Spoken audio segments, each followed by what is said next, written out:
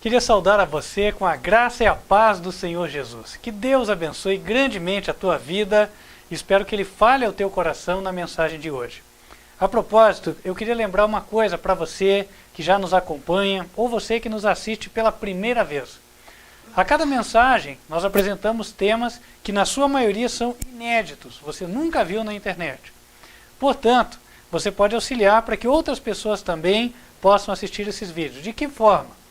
Cada vez que você viu o vídeo e gostou, escreva um comentáriozinho embaixo do vídeo, né? O que você achou, ou se você tem alguma informação a compartilhar sobre aquilo, algo a mais, ou mesmo se você é contrário, né, aquilo que foi dito, a gente só pede que você comente de maneira educada, ok? Não use palavras de baixo calão, porque isso nos forçaria a poder fazer algum tipo de cerceamento no comentário.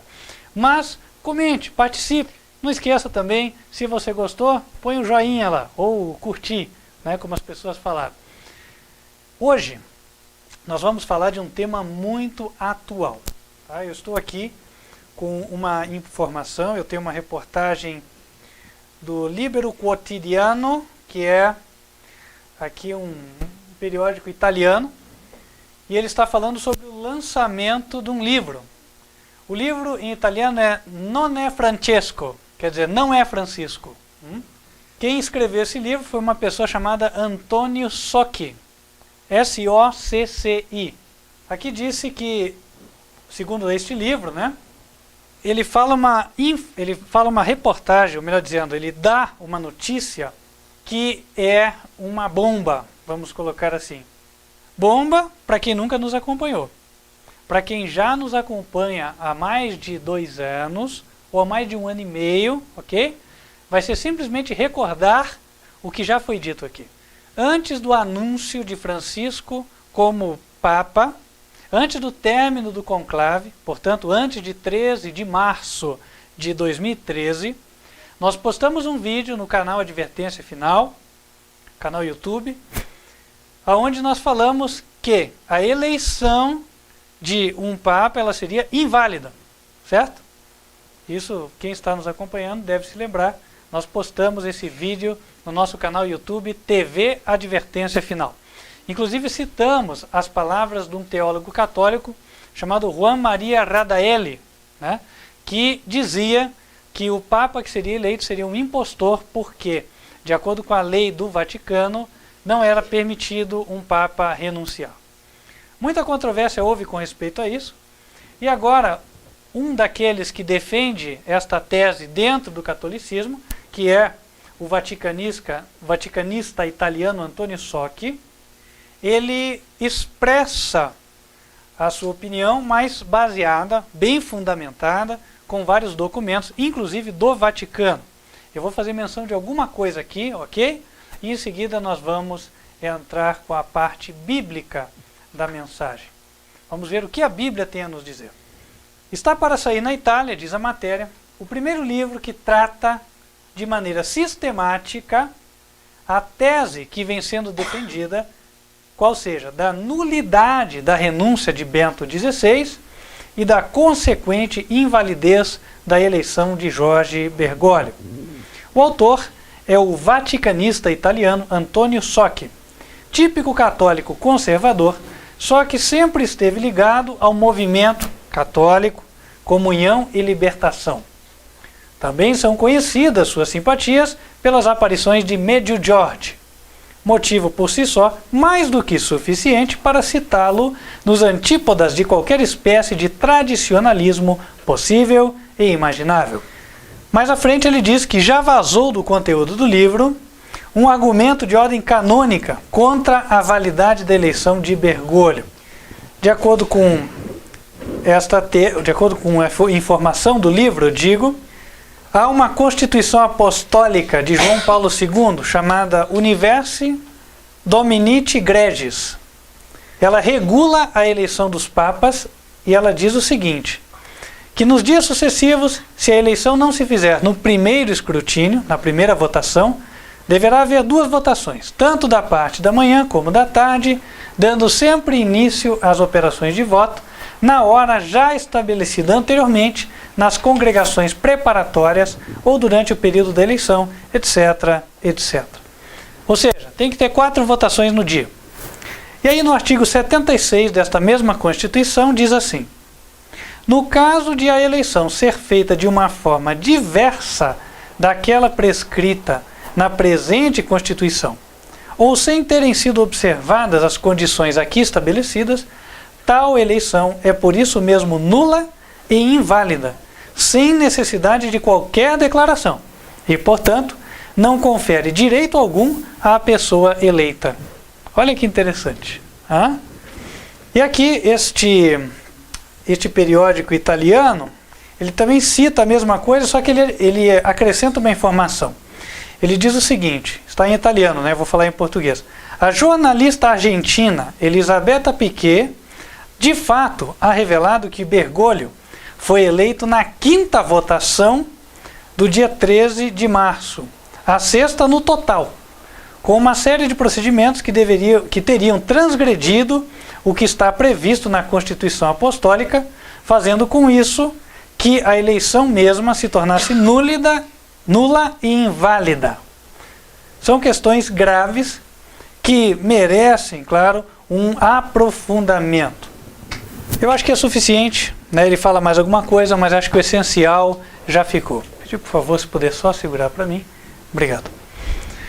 Eu queria relembrar a você que já nos acompanha e a você que está nos assistindo pela primeira vez, queria fazer menção a Apocalipse capítulo 17. Apocalipse capítulo 17. Nós vamos falar da profecia da mulher que se assenta sobre a besta. A profecia que tem total relação com a notícia que lemos agora. No versículo 7, nós lemos que o anjo disse para João o seguinte: eu te direi o mistério da mulher e da besta que a traz, a qual tem 7 cabeças e 10 chifres. O anjo se propôs a revelar qual era o significado da visão simbólica apocalíptica, na qual foi vista a mulher sentada sobre uma besta que tinha 7 cabeças. No verso 9, explicando o significado das cabeças, o anjo diz: aqui há sentido que tem sabedoria. As 7 cabeças são 7 montes, sobre os quais a mulher está assentada. A cidade conhecida como dos 7 montes é a cidade de Roma, ou também é conhecida como cidade das 7 colinas. As colinas são Palatino, Aventino, Campidoglio, Quirinale, Viminale, Esquilino e Célio. São 7 colinas, inclusive tem nomes, né? Em seguida, o anjo diz que as 7 cabeças também têm um segundo significado. Versículo 10. E são também 7 reis. 5 já caíram e 1 existe. Outro ainda não é vindo. Quando vier, convém que dure pouco tempo. O anjo disse que as cabeças correspondem a reis. Esses reis devem ser achados em Roma. Em que período esses reis vão ser encontrados? Há quem defenda que a profecia fala de Roma pagã. Isso não é verdade. A prova é: não se encaixa essa descrição dos 7 reis na sequência de imperadores romanos. Isso os estudiosos já fizeram esforços, mas não conseguiram, ok? Uma outra hipótese levantada é: os 7 reis correspondem às 7 etapas de Roma pagã. Seriam eles, por exemplo, a forma de governo do triunvirato e outras formas de governo. Só que, se você presta atenção ao texto bíblico, o anjo diz que as 7 cabeças são reis e não formas de governo. Portanto, cai por terra esta tentativa de interpretação, porque ela fere a própria revelação bíblica. Em seguida, há aqueles que digam que os 7 reis de Apocalipse 17 referem-se a 7 impérios que vieram desde a época da Assíria e finalizam-se com Roma papal. Mais uma vez cai por terra a tentativa de interpretação por uma razão óbvia. Quando o anjo diz que vai revelar o mistério, ele diz que as cabeças são reis. Ela não disse que as cabeças são impérios. A propósito, quando João tem a visão, lembre-se, ele estava por volta do ano de 96 depois de Cristo. Era a época em que a visão foi dada a ele. Já a época do Império Romano. Então, mais uma razão, não faria sentido Deus dar uma revelação de coisas que aconteceram 700 anos antes. Isso não é revelação de nada, isso é história, certo? E o Apocalipse, conforme diz no capítulo 1 e o versículo 1, se você acompanhar comigo, primeiro verso do livro, ele diz assim: revelação de Jesus Cristo, a qual Deus lhe deu para mostrar aos seus servos as coisas que vão acontecer no futuro. Estou falando com as minhas palavras. As coisas que em breve, diz o texto, vão acontecer. Portanto, uma interpretação que dê um significado no passado ao Apocalipse, ela é contrária ao próprio propósito do livro. Pois o propósito é revelar o que estava para frente de João e não o que estava atrás do seu tempo, ok? Bom, uma vez estando por terra todas estas propostas de interpretação, sobraria apenas aquela que diria: reis são reis mesmo. Roma teve sim 7 reis que puderam ser contados como tais. Depois que Roma pagã caiu, assumiu em seu lugar Roma papal. E até hoje ela subsiste. Roma papal, em 1931, ela se tornou um país. Um país com regime de governo monárquico, do qual o Papa é o rei. Neste país, o Papa recebeu o título de soberano, soberano do Estado do Vaticano. Quem estava no poder na época era Pio XI, ele se tornou o primeiro rei da profecia. E aí nós partimos para a contagem dos 7 papas da profecia de Apocalipse 17. A profecia diz: 5 já caíram, 5 devem ser os 5 primeiros: Pio XI, Pio XII, João 23, Paulo VI, João Paulo I e João Paulo I. 5 caíram. Quanto ao sexto, no verso 10, a profecia diz: um existe. Um existe. Então, o sexto era João Paulo II. Isso quer dizer que João foi levado em visão para o tempo do pontificado de João Paulo II. Um existe. Isso também significa, para os servos de Deus, que a profecia seria compreendida por ocasião do pontificado de João Paulo II. De fato, isto ocorreu. A interpretação de que as 7 cabeças da besta são os 7 reis do Vaticano só apareceu no pontificado de João Paulo II, não antes, ok? Não há interpretação como tal antes de 1978, que foi quando este Papa assumiu o poder. A profecia ainda diz que depois dele viria um último, o sétimo. No verso 10, falando sobre o sétimo, a profecia diz: e quando vier, convém que dure pouco tempo. E o foco está no verso 11, porque depois do sétimo, a Bíblia diz: e a besta que era e já não é ela também o 8º, e é do 7 e vai à perdição. Ou seja, o estudante da profecia, depois que ele viu o 7º Papa, ele espera a besta do Apocalipse, correto? O 7º Papa foi Bento XVI, nesta sequência. Então, após a saída de Bento XVI, o estudante sincero espera o 8º, a besta, o Papa que será o perseguidor, o último Papa da história. Com a vinda de Francisco, muitos disseram que a profecia caiu. Isso porque afirmamos, de acordo com o estudo de Apocalipse, agora capítulo 13, que o último Papa será João Paulo II. Então, quando Francisco I foi eleito, já alardeou-se o seguinte: está vendo? A profecia, pelo menos a profecia não, a interpretação estava errada. Só que é interessante porque quando nós lemos esta notícia agora, nós vemos que é temerário falar isso, não é verdade? É temerário, pois afinal de contas, agora o livro sai provando que, de acordo com a Constituição Católica, a própria eleição do Francisco I foi inválida e ele não é nada. É interessante. Sabe, eu vou te dizer uma coisa, você que me assiste, está no vídeo, para nós que estamos aqui. Nós não podemos, na hora que sai qualquer notícia diferente daquilo que a gente aprendeu por estudo da Bíblia, se deixar de crer naquilo que nós vimos. Nós criamos que os 7 reis são 7 papas. Amém. Então saiu uma notícia contrária. O mínimo que deve acontecer é, puxa, eu vou investigar. Certo? Mas eu não devo dizer, tá vendo? Estava errado. Porque eu vi a primeira evidência de que pode não estar certo.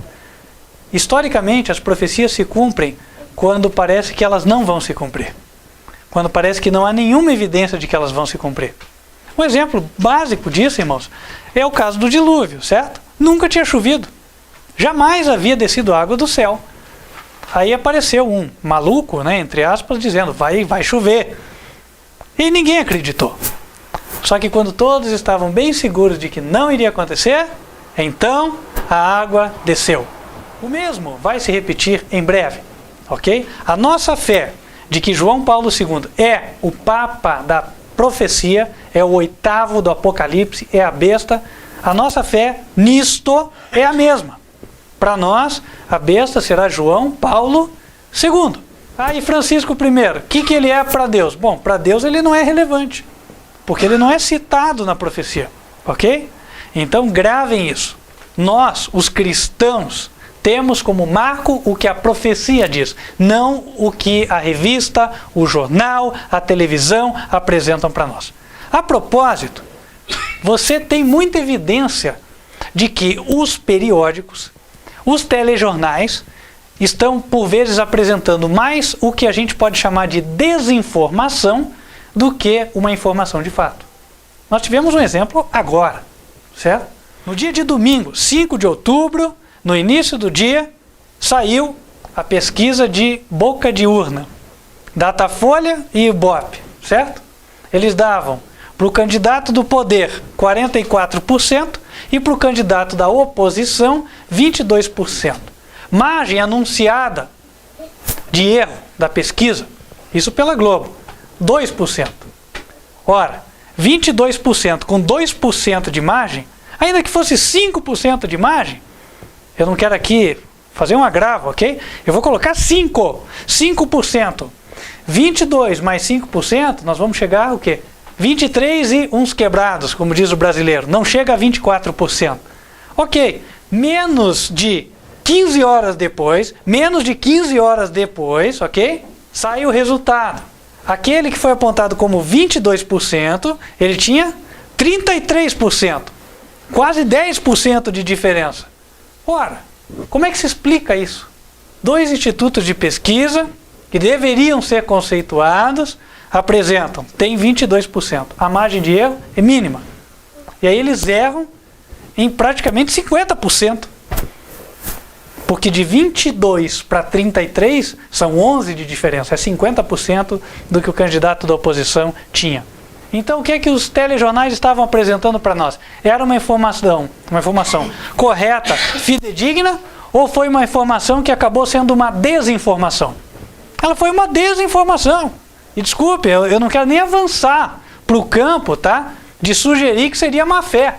Talvez tentativa de manipulação de opinião pública. Eu vou parar aqui, não vou nem avançar, porque meu propósito é pregar o evangelho.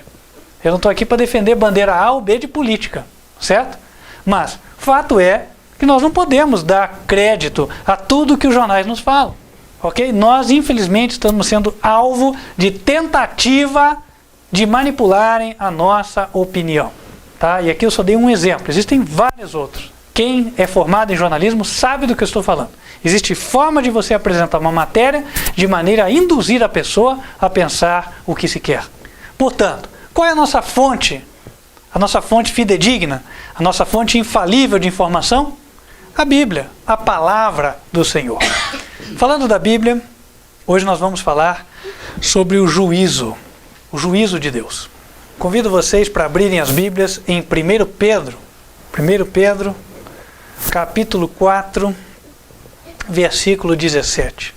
Diz o texto: porque já é tempo que comece o julgamento pela casa de Deus. E se primeiro começa por nós, qual será o fim daqueles que são desobedientes ao Evangelho de Deus?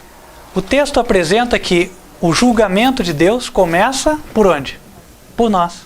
Irmãos, nós que estudamos as profecias, devíamos levar esse texto muito a sério. Muito a sério. Porque se alguém vai ser julgado primeiro, este alguém somos nós. A casa de Deus. Aqueles que conhecem. E nós já estudamos aqui várias vezes a profecia de Apocalipse, capítulo 12. Ela também fala do contexto dos 7 papas. Ela também nos leva para um tempo posterior a Bento XVI, ao tempo do sétimo, depois do 7º Papa. E eu queria trazer parte dessa profecia à memória de novo. Vamos abrir em Apocalipse, capítulo 12. Apocalipse, capítulo 12. Porque essa profecia fala de juízo. Verso 7. E houve batalha no céu.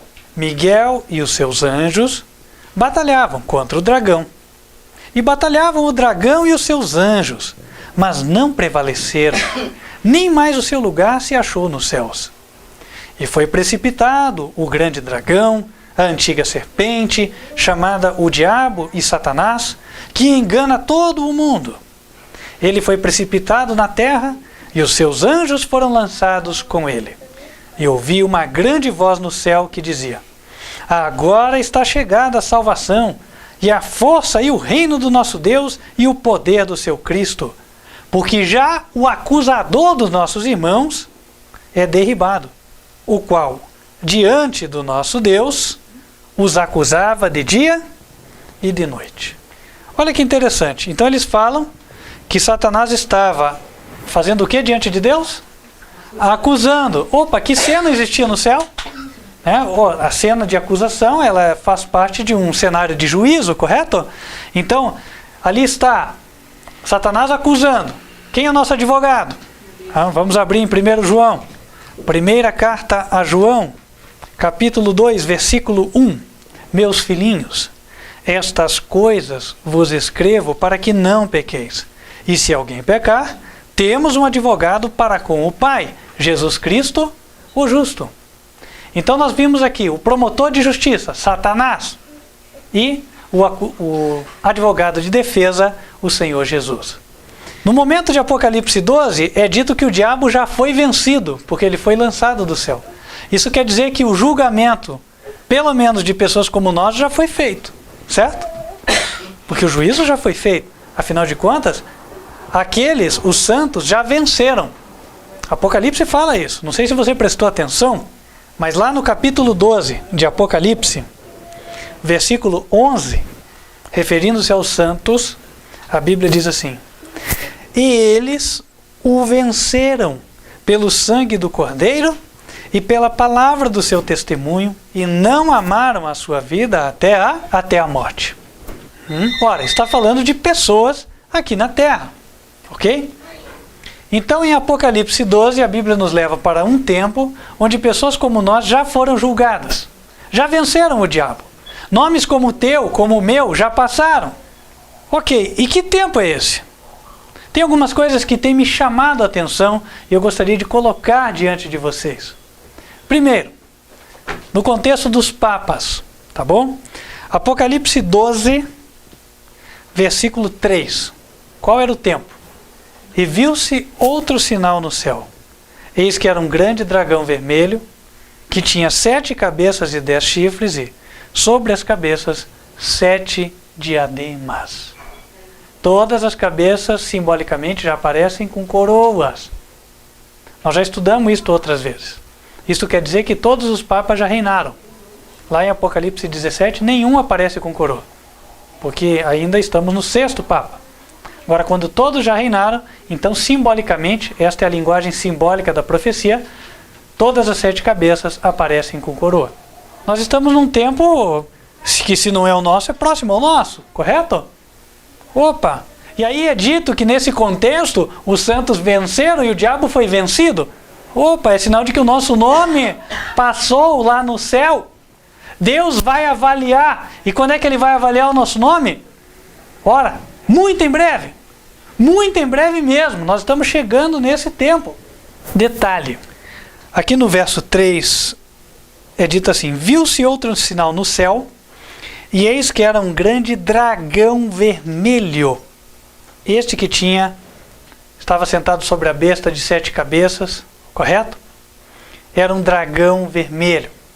Então olha só, o dragão, ao passo que ele representa Satanás, Satanás é o dragão do Apocalipse, você pode ver nos versos 9 e 10 do mesmo capítulo, você também tem que ele é vermelho. A exemplo da besta de Apocalipse 17, o dragão também representa um poder na terra. A besta representa o papado. E o dragão? O dragão representa um instrumento usado por Satanás antes dele usar o papado. Parece estranho para você? Mas não pense assim. Se você abrir em Apocalipse 13, a Bíblia mostra que é o dragão quem dá lugar à besta. Olha lá. Apocalipse 13, versículo 2. Final do verso. O dragão deu para a besta o seu poder e o seu trono e grande poderio. Então, quando a besta recebeu o poder, quando João Paulo II recebeu o poder, ele vai receber este poder aqui na terra de um outro organismo de poder que já estará estabelecido, o qual é representado pelo dragão. Correto? O fato do dragão ser vermelho me chama a atenção, irmãos. Por quê? Ora, quem estudou a fundo Apocalipse 12 sabe que no passado houve uma identificação do dragão de Apocalipse com Roma pagã. E aí Roma pagã deu lugar a Roma papal, esta sim representada pela besta. E Roma pagã, ela poderia ser identificada pelo uso do vermelho, em especial nos seus líderes, né? A capa vermelha. E o que me chama a atenção hoje em dia, eu não vou dizer que é o cumprimento da profecia, tá? Porque eu estaria sendo impreciso, ok? Mas eu posso te dizer que é um sinal para que o estudante da profecia fique de antena ligada, ok? Quantos organismos de poder usam o vermelho como cor distintiva? Isso mesmo do Brasil, ok? Ora, outro dia eu compareci a um sindicato, estive lá, essas ocasiões que tem de acerto, né? Acerto salarial. Interessante, eu cheguei lá, todas as cadeiras em vermelho, eu falei, olha só. Até falei, nossa, parece que a gente é rei aqui, né? Brinquei um pouquinho. Mas me chamou a atenção. Aí eu me lembro da bandeira do MST. Qual é a cor predominante? Vermelho. Eu me lembro da bandeira do Partido dos Trabalhadores. Qual é a predominância de cor? Vermelha, bandeira do PT. A cor da gravata dos políticos do PT, que é o partido do governo hoje, qual ela é? É vermelha. Qual é a cor do Vaticano? Cor predominante? Vermelha. O que você está querendo dizer com isso, pastor? Olha, eu vou dizer algumas coisas sim, tá? Por exemplo, o senhor Luiz Inácio Lula da Silva, antigo excelentíssimo senhor presidente, é um conhecedor de duas matérias, reforma social e sindicalismo. E já deu aulas disso. Tenho provas, ok? Detalhe, a doutrina social que é apregoada, de onde ela vem? Você quer saber? Então, eu vou sugerir que você vá na Edições Paulinas, ok? E compre o Catecismo Católico. Ah, é um documento de religião? É isso mesmo. Ah, mas lá não ensina só doutrina religiosa? É, mas fala também da doutrina social. Mas o que a igreja tem a ver com o Estado, com o socialismo? Ah, você vai descobrir quando você ler. Porque no Catecismo Católico está dizendo que a igreja, sim, tem que se envolver nestes assuntos, ou se imiscuir no assunto da organização social. E aquilo que se apregou como reforma social, nada mais é do que um eco da doutrina social católica. Eu não sei se você sabia, mas os vermelhos apoiaram os vermelhos. Isso está na história do nosso país. O ex-presidente Luiz Inácio Lula da Silva foi eleito com o apoio da CNBB, Confederação Nacional dos Bispos do Brasil. Você sabia? E é interessante, irmãos, porque depois que entrou o vermelho no Brasil, o Brasil avermelhou cada vez mais. E eu não estou aqui exagerando, porque cada vez mais esses organismos que colocam o vermelho como a sua cor representativa tiveram espaço. Ou estou mentindo? Ora, o que é o sindicato hoje? O sindicato ele é um organismo que ele praticamente faz leis que a empresa tem que cumprir. Ele quem determina qual é o aumento anual e o empresário é obrigado a pagar, Quando você vai fazer uma rescisão contratual com um funcionário, caso você tenha empresa, onde é que você tem que ir? No sindicato. Tem que homologar no sindicato. Ora, então, o sindicato ele virou, para todos os efeitos, um outro poder. Tá? Agora, qual é a característica daqueles que colocam o vermelho como a sua cor predominante?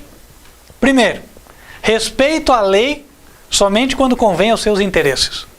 Quando não convém, apregou a desobediência civil. Isso aí, Luiz Inácio Lula da Silva, muito antes de ser candidato à presidência da República, já dizia: não reconheço esse tribunal. Já aconteceu.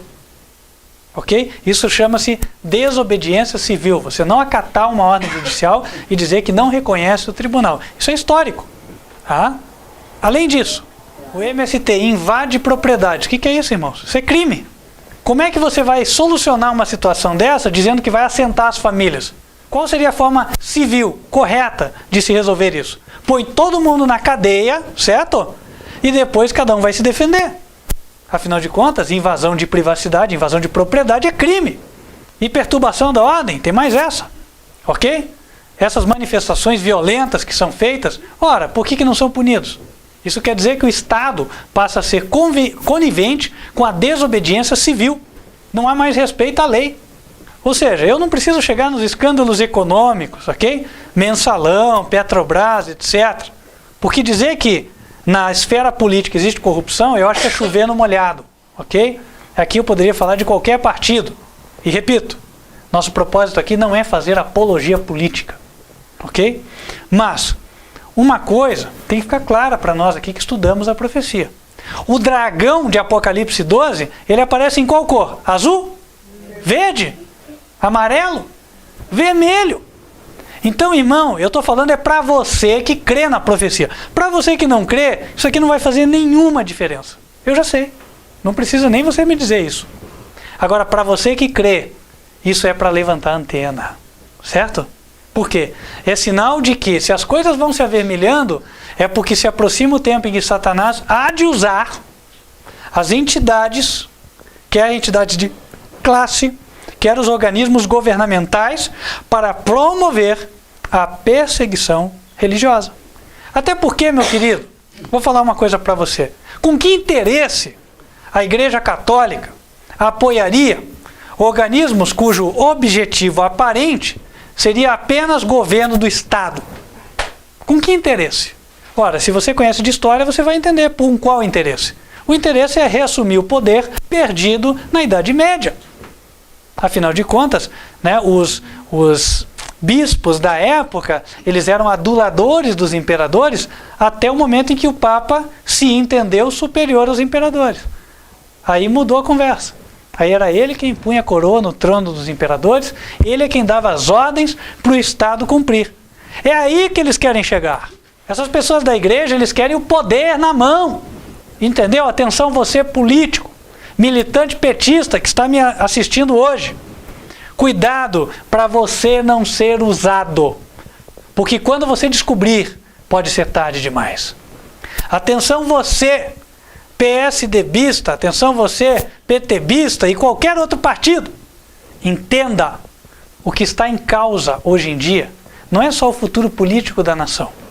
Nós temos que estar alerta para perigos muito maiores que esse, que é a aproximação da igreja com o Estado, que está ocorrendo de diversas formas. Aqui eu disse só uma delas. Agora outra, que não deixa de ser preocupante, é cada vez um número maior de cadeiras no legislativo ocupadas por pessoas com título, pastor, padre, etc, etc. Porque Jesus disse uma coisa: o meu reino não é deste mundo. Então, irmão, cantor evangélico, pastor, bispo, padre, onde é que eles têm que estar? Fora do Congresso. Fora. Se eles de fato querem seguir a comissão do Senhor Jesus. Porque a Bíblia ensina o seguinte: de fato, alguns cristãos foram levados para a corte, mas eles foram sem correrem atrás disso. José era preso, né? E o faraó falou: você vai ficar aqui. Daniel era escravo, e o rei falou: você vai ficar aqui. Ninguém fez campanha para entrar para a corte, e ninguém foi pedir voto na igreja. Então, sabe, irmãos, Atenção, a aproximação de igreja com governo é coisa ruim, não é coisa boa. Isso aí, qual é o resultado? Perseguição religiosa, intolerância, fogueira, guilhotina. É isso que vai acontecer. É isso. Escreva o que eu estou dizendo. Porque quando acontecer, você vai lembrar que alguém abriu a Bíblia e avisou você. Mas vamos voltar para cá. Então, irmãos, quer dizer que as coisas já estão se avermelhando. E o dragão de Apocalipse 12, ele é vermelho. E neste contexto, é nesta época em que a Bíblia diz, olha, o diabo é expulso do céu porque os santos já venceram. Os santos já foram julgados. Irmãos, então isso significa que eu, você que está aí, nós temos que nos preparar, certo? Nós temos que nos preparar porque o juiz está aí. Irmãos, e como é que está o nosso caráter diante de Deus? Temos que pensar nisso. Como está o nosso caráter diante de Deus? Há quem diga assim, não, eu já ouvi dessa profecia aí do Apocalipse, sabe, mas o negócio é o seguinte, um fala uma coisa, outro fala outra, eu não gosto de polêmica. Se for, quando for, eu vou crer, tudo bem. Pois eu gostaria de mostrar um outro viés da questão aqui para você, tá? Abra comigo em Daniel, capítulo 7, porque Daniel apresenta uma profecia paralela, ou seja, que revela a mesma coisa desta que vimos em Apocalipse. Daniel 7, versículo 7, diz o seguinte: depois disso, eu continuava olhando nas visões da noite, e eis aqui o quarto animal, terrível e espantoso e muito forte, o qual tinha dentes de ferro, e devorava e fazia em pedaços, e pisava aos pés o que sobejava. Era diferente de todos os animais que apareceram antes dele, e tinha 10 chifres. Aqui está a clara correlação com o Apocalipse.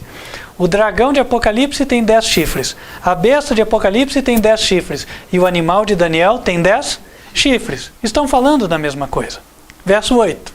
Estando eu considerando as pontas, eis que entre elas subiu outra ponta pequena, diante da qual 3 pontas pequenas foram arrancadas. E eis que nesta ponta havia olhos, como olhos de homem, e uma boca que falava grandiosamente. Ora, esta ponta que subiu depois, ela é o equivalente da besta do Apocalipse, que recebe poder junto com os 10 reis do Apocalipse. É tudo correlacionado, né? Em Apocalipse são 10 chifres e a besta. Em Daniel são 10 chifres mais o chifre pequeno. O chifre pequeno é o paralelo da besta do Apocalipse. Até aqui está bem entendido? Está claro? Está dando para entender? Ok. Agora olha só. Enquanto Daniel está vendo, portanto, a besta, porque é o chifre pequeno, é o último papa, ele vê que o último papa chega, imediatamente o Senhor coloca outra cena diante dos seus olhos. E olha só o que ele enxerga, hein? Olha lá, versículo 9. Eu continuei olhando, até que foram postos uns tronos, e o ancião de dia se assentou. A sua veste era branca como a neve, o cabelo da sua cabeça como a limpa lã, o seu trono chamas de fogo, e as rodas dele fogo ardente. Um rio de fogo manava e saía de diante dele. Milhares de milhares o serviam, e milhões de milhões estavam diante dele. E aí, olha o que ele diz. Assentou-se o tribunal, e abriram-se os livros. Então quando a besta vier, o que vai acontecer lá no céu? O tribunal vai se assentar de novo, certo? O tribunal vai se assentar. E eu quero fazer uma montagem aqui para vocês, com base em tudo que a gente leu, para a gente entender de forma mais clara. Olha lá. Em Apocalipse, capítulo 12, a Bíblia está nos mostrando um tempo, né, que é bem próximo de nós, quando pessoas como nós vão ter sido julgadas. Aqueles que foram julgados dentro da igreja para a salvação. O Apocalipse 12, no versículo 11, diz que estes que foram julgados venceram Satanás, ok? Aí, agora em Daniel 7, ele mostra um tempo mais um pouco para frente, que é quando o dragão já deu poder para a besta. Agora é a besta que entra em cena. Aquela primeira fase do juízo já passou. queira eu e você que nós já tenhamos sido julgados, né? Ou seja, já vencemos o diabo. Aí entrou outra fase do julgamento. O tribunal se assenta de novo. Ora, mas por que ele tem que se assentar de novo? Ah, lembre-se de uma coisa. Lá em Apocalipse 12, a Bíblia falou que houve guerra no céu. Não teve guerra? Teve guerra. Então, a sequência é a seguinte. Até vou deixar a Bíblia aqui para poder gesticular melhor, né? Estavam lá julgando aqueles da igreja que estavam preparados. Julgou. Aí eles venceram Satanás. Agora Deus, ou Jesus, chama o diabo. E aí o diabo, ele é expulso do céu. Então tem uma batalha. Ora, enquanto a batalha está transcorrendo, então quer dizer que o juízo parou. Certo? É simples. Jesus estava numa atividade, agora ele tem que se envolver em outra atividade. A primeira atividade dele era examinar os livros. E os anjos dele estavam com ele. E aí ele estava examinando. Quando ele termina, então agora o que ele tem que fazer? Ele vai expulsar o diabo. Aí começa uma batalha. Os anjos que o ajudavam no juízo, agora vão empunhar as armas. E eles venceram a batalha e expulsaram o diabo. Depois que eles expulsam o diabo, o céu volta à paz. E agora, limpas as mãos, voltamos ao trabalho. Volta-se a instaurar o juízo de investigação. Correto? Tá, mas aí você pode se perguntar, puxa, mas tá bom, mas se já julgou a igreja, vai julgar quem agora? Será que já julgou toda a igreja? Ou julgou só parte da igreja? Irmãos, eu creio que o que você vai ver agora vai te surpreender. A primeira parte da igreja, o trigo, foi julgado, tá certo. Esses venceram Satanás. Mas, pergunto eu, e o joio da igreja? Como é que Jesus vai definir a situação, né? Como é que ele vai avaliar aquele que aceitou Jesus, mas depois abandonou? Aquele que começou a andar na verdade, mas depois abraçou a mentira. Passou até a perseguir os que estavam na verdade. A Bíblia fala que o julgamento desses vai vir justamente quando a besta aparecer. É isso mesmo. Abra comigo lá em 2 Tessalonicenses, capítulo 2. Olha lá. No verso 3, o apóstolo Paulo fala que há de vir a apostasia, na qual vai se manifestar o homem do pecado, que é o filho da perdição. Aí no verso 7, ele fala assim: porque já o mistério da injustiça opera, e somente há um que agora resiste até que do meio seja tirado. E então será revelado o iníquo, a quem o Senhor desfará pelo assopro da sua boca e aniquilará pelo esplendor da sua vinda. A esse, cuja vinda é segundo a eficácia de Satanás, com todo o poder e sinais e prodígios da mentira. Quem é esse? É a besta do Apocalipse, certo? Que vem com todo o poder, sinais e prodígios da mentira. É o filho da perdição. Até para fazer a conexão, para ficar fácil para você, tá? Toma nota aí no teu caderninho, 2 passagens. 2 Tessalonicenses 2, versículo 3, ok? E depois, Apocalipse 17, versículo 11. Ali fala: o homem do pecado é o filho da perdição. E no Apocalipse, a besta vai à perdição. São o mesmo personagem, ok? Então, falando da besta, mas aqui em Tessalonicenses. Verso 10, diz que a besta vem com todo o engano da injustiça para os que perecem, porque não receberam o amor da verdade para se salvarem. E por isso, Deus lhes enviará a operação do erro, para que creiam a mentira, para que sejam julgados todos os que não creram a verdade, e antes tiveram prazer na iniquidade. Olha só, irmãos, então quando vem a besta, aquele que um dia andou na verdade, mas depois não creu na verdade da profecia, mas teve prazer na iniquidade, e condenou aquele que creu, e que falou assim, tá vendo, ó, tudo falso profeta. Então esse aí, o que vai acontecer com ele? Quando a besta vier, ele vai ser julgado. Mas ele vai ser julgado para a vida ou para a morte? Para a morte, meus queridos. Porque a besta vem só para ele ser enganado pela besta, porque ele vai ser levado. E aí quando ele for enganado e estiver do lado da besta, lá no céu, Jesus vai dizer, amém, amém. Assim seja. Ele vai respeitar a escolha da pessoa, é só isso.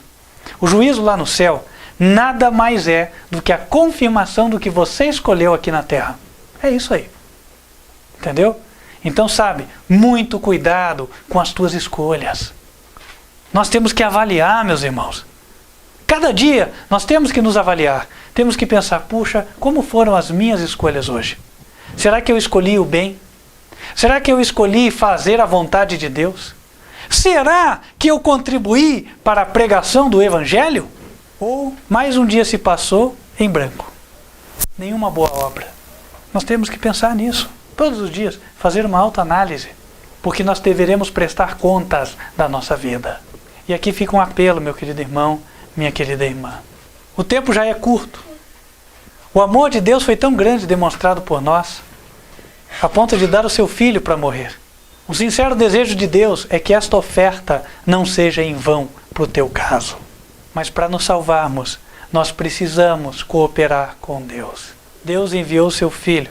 Jesus intercede. Os anjos ministram e nos ajudam.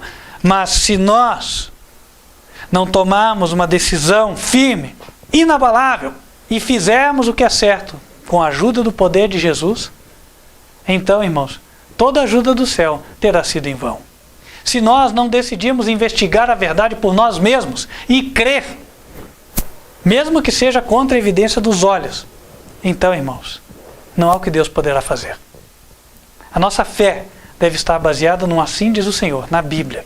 Hoje eu respondia ou falava com uma pessoa pela internet que estava justamente nesta situação. Ela ignora o testemunho avassalador das Escrituras a favor do batismo em nome de Jesus. Várias passagens, várias.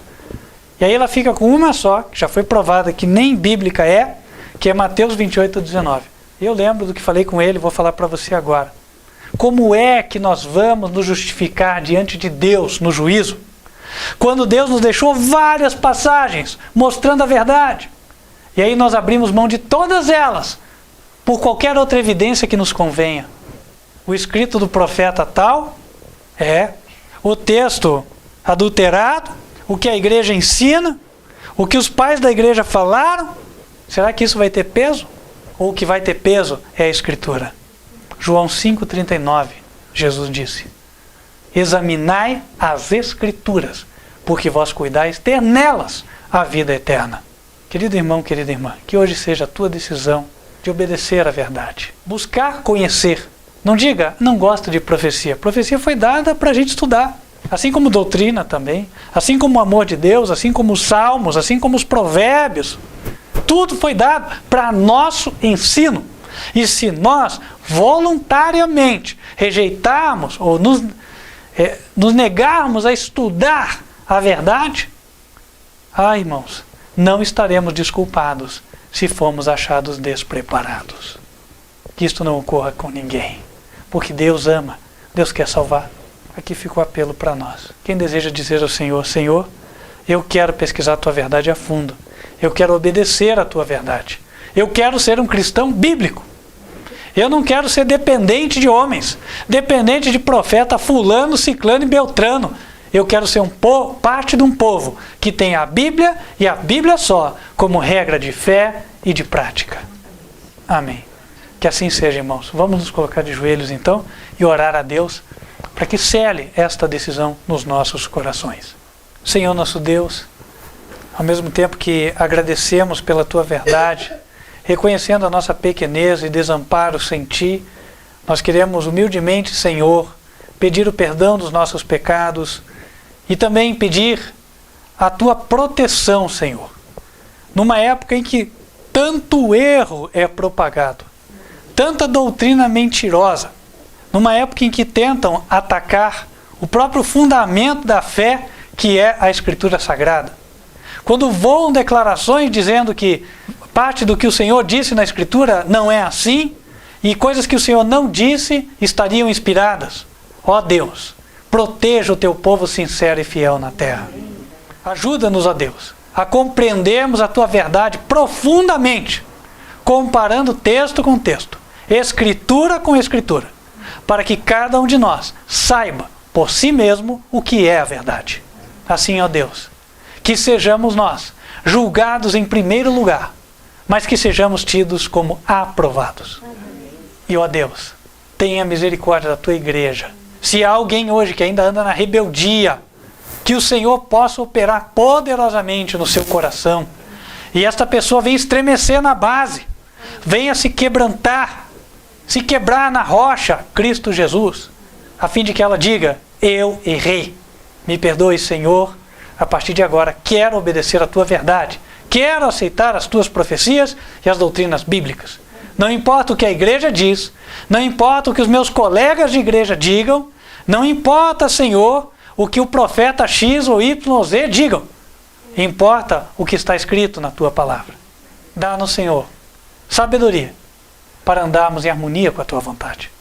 Em especial, Senhor, já que estamos num período de eleição, que o Senhor nos dê sabedoria para votar como convém.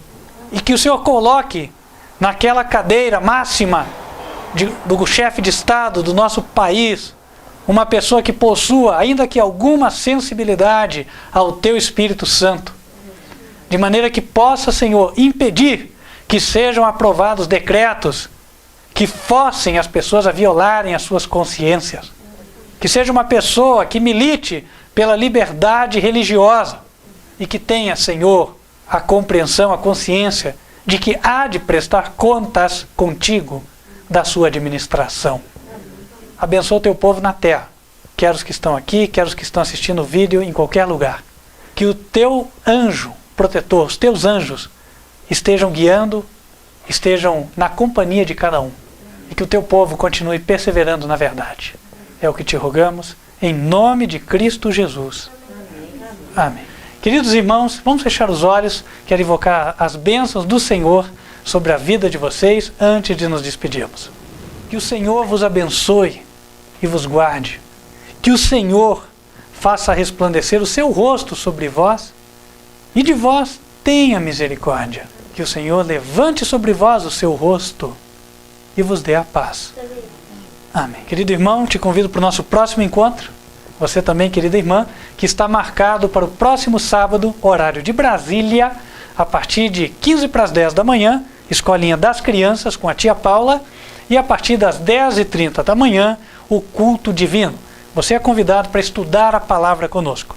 Nosso endereço na internet é youtube.com/TV Advertência Final e também o site advertenciafinal.com.br. Até lá, Deus te abençoe.